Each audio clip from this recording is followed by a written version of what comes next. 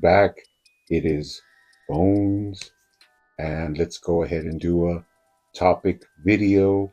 Now, today I wanted to talk about the image reveals that were released today from McFarlane on his new 3-inch page punchers. We do have some I.joe and some Transformers represented. Now, if you have followed me for any amount of time, you do know that I do not collect anything smaller than 6 inch. It's really rare that I go out and buy anything in a smaller scale. In fact, right now, I am really enjoying the 7-inch scale. Just the size and the feel of it is really something different than your traditional 6-inch scale. And even though there's nothing of interest for me actually, because I'm not really into these little tiny figures, but although it is not for me, there definitely is people out there that will enjoy these little figures, plus the comics that they come with. Now, I do think that these are actually targeted at like little kids and even some collectors, but they do have their little section of the toy aisle that could appeal to your regular consumer that is just going down the toy aisle. But I think that the most interesting thing for me is the way McFarlane is collaborating with Hasbro to make these little figures. Now, do I think that McFarlane is going to be making 7-inch Marvel figures right out the gate? Of course not. Basically, that's just crazy talk.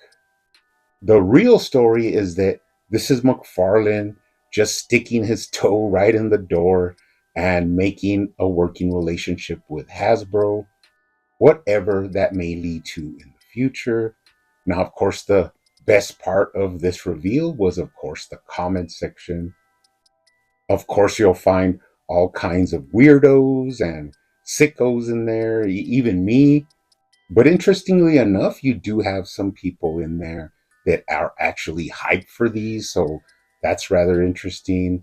And of course, you do have the regular Todd trolls in there that right away just, crapping on it and putting it down. And of course, sometimes I find that hilarious.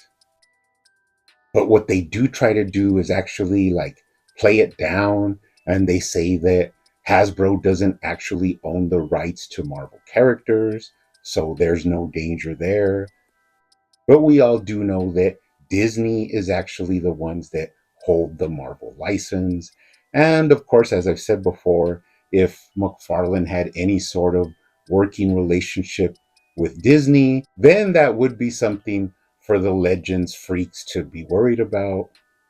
And we could see things get a little bit spicy. But don't get it twisted.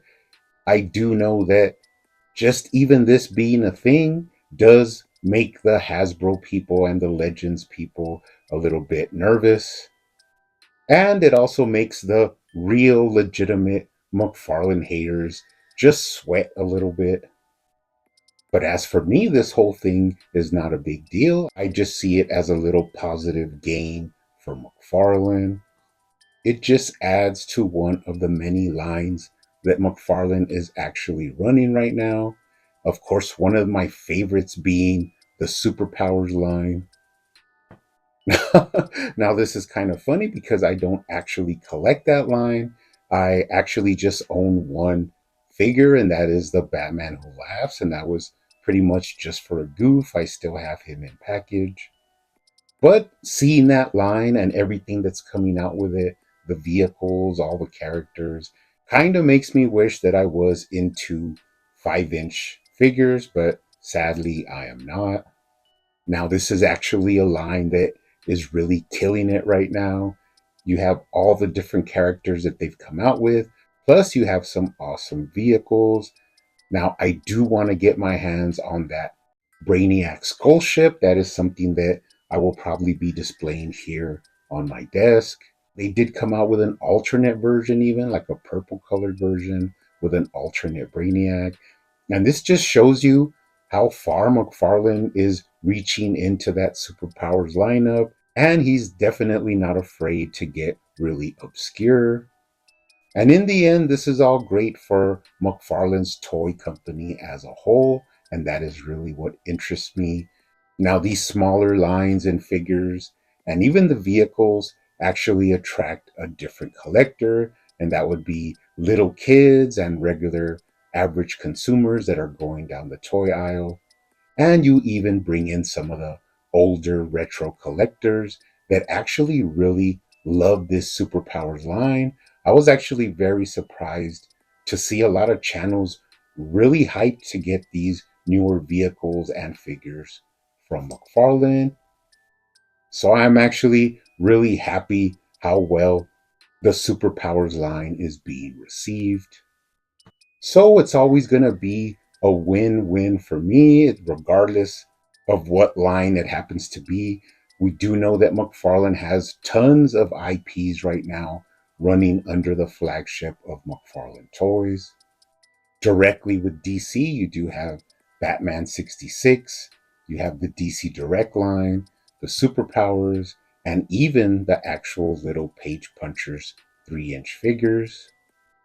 Now, I don't really expect the greatest detail or greatest articulated figures to come from these Transformers and G.I. Joe page punchers, but from what I saw, they look pretty cool. I mean, if you're into that and it's something that you think looks pretty cool, go ahead and buy a couple and see how they actually feel in hand.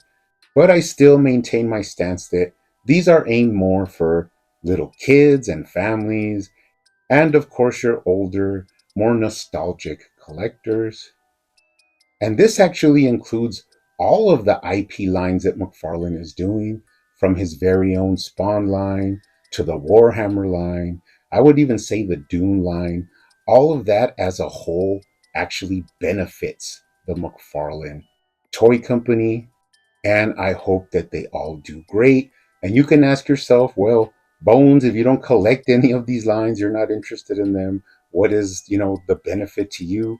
And I'll tell you, the thing is that this actually helps the whole company, because if one line does good and another line does okay, they can actually feed off of each other. And in the end, what does that really mean to me? That the line that I do collect and I do enjoy, the 7-inch DC Multiverse line, will also benefit if these other lines are even minutely successful. So I just wanted to get that out there. Those are my thoughts on these little page punchers. Not necessarily for me, but there could be people out there that want to collect these. And if that brings more interesting things between Hasbro and McFarlane and even Disney in the future, then that would just be awesome. But I do see the possibility and the benefits in a whole, making for a very promising future. But what do you guys think? Do you collect any of the other smaller lines from McFarlane? One thing for sure, keep hunting out there, keep collecting, keep customizing, and I will see you on the next one.